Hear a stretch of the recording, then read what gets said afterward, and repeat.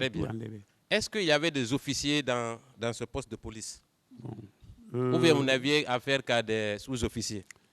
C'était des sous-officiers, parce que je n'avais pas vu un responsable là-bas. Certainement, ils étaient en retard parce que c'était le matin. Ils n'ont pas décidé de venir très tôt. Mais ceux qui étaient là-bas, c'était des sous-officiers. Donc, quand on vous a arrêté, on a fait disparaître toutes les preuves de toutes les... Ils ont fait disparaître dans votre appareil toutes les preuves qui étaient susceptibles de les incriminer, oui ou non? Oui. Très bien. Avec ça, M. Massaré, est-ce que vous ne pensez pas que toutes ces actions reliées les unes aux autres participent ou alors démontrent qu'il y avait une concertation dans le cadre de la perpétration et pour l'effacement de toutes les preuves? Ça peut être pour annuler les traces, mais aussi porter atteinte aussi à la liberté de l'expression.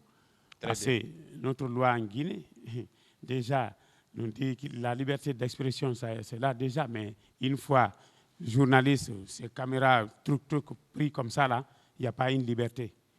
Voilà, je voudrais terminer avec la permission de M. le Président par dire que Mokhtar Ba, dont on parle, viendra bientôt à cette barre. Je vous remercie, M. le Président. Merci. Merci, Monsieur le Président.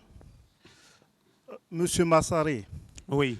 J'ai cru comprendre, lorsque vous parliez, que des militaires étaient postés vers le tableau d'affichage des scores au stade. Oui. Est-ce que sur cette position-là, on a une vue sur l'ensemble du stade? Si on a une vue sur le stade. Bon, mais c'est possible. Est-ce que ces militaires étaient armés? Je n'ai pas entendu leur réponse. Ils étaient armés. Est-ce que vous les avez vus tirer? Quand la première personne est tombée vers la droite, au fond, parce que quand quelqu'un tombe, il faut chercher la direction d'où vient la balle.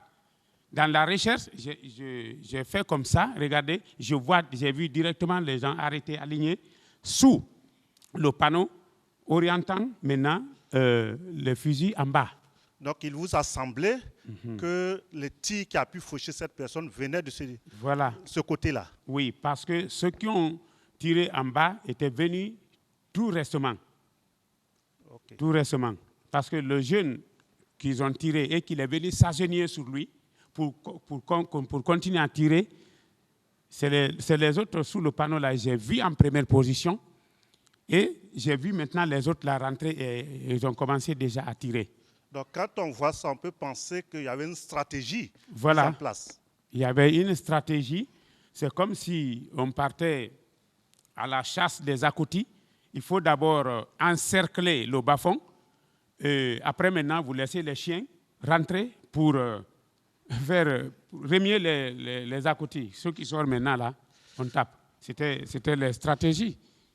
Même si c'est sadique, merci de cette image-là. Confirmez-vous avoir vu une personne encagoulée tirer?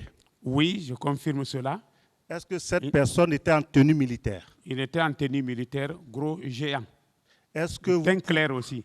Est-ce que vous pouvez identifier à quel corps appartenait la tenue que cette personne portait? C'est une tenue militaire, treillis. Est-ce que, avant cette date, le 28 septembre, vous avez vu des forces de défense et de sécurité ici en Guinée être encagoulées? Non. Ce que je connais de ce régime, c'est les lunettes. Le régime de Dadi, c'est les lunettes. Même dans les taxis, c'est les lunettes. Mais cagoulé, c'est ce jour que j'ai commencé à voir cela. Donc on peut penser que cette personne était venue pour faire mal et elle ne voulait pas être reconnue. En tout cas, ce jour-là, cette personne-là, franchement, elle était venue pour ça. Parce que quand nous étions sous la loge officielle en haut, lui, il a commencé à tirer en direction des gens. Ce n'est pas en haut, hein, comme ça, à bout portant. Il a commencé à tirer. Maintenant, j'entends une voix en bas. Descendez, descendez, avec force, mais je ne vois personne. Qui? La voix de qui? Les militaires sont beaucoup. Okay. Il y a une personne qui était vraiment en train de sauver, qui veut sauver, mais il y a une autre qui est devant avec le fusil. Mais celle qui disait descendez, vous l'avez vue? je ne l'ai pas vu. Je ne l'ai pas vu à mes yeux, mais j'ai fait une simulation pour essayer d'identifier dans ces jours-là c'est qui. Parce que cette voix-là, elle est, pour moi, elle n'est pas familière, mais elle est unique. Quand le jour que, je ne connais pas la date, mais le jour que Toumba a dit « Hé Marcel », c'est comme si les deux voix se ressemblent.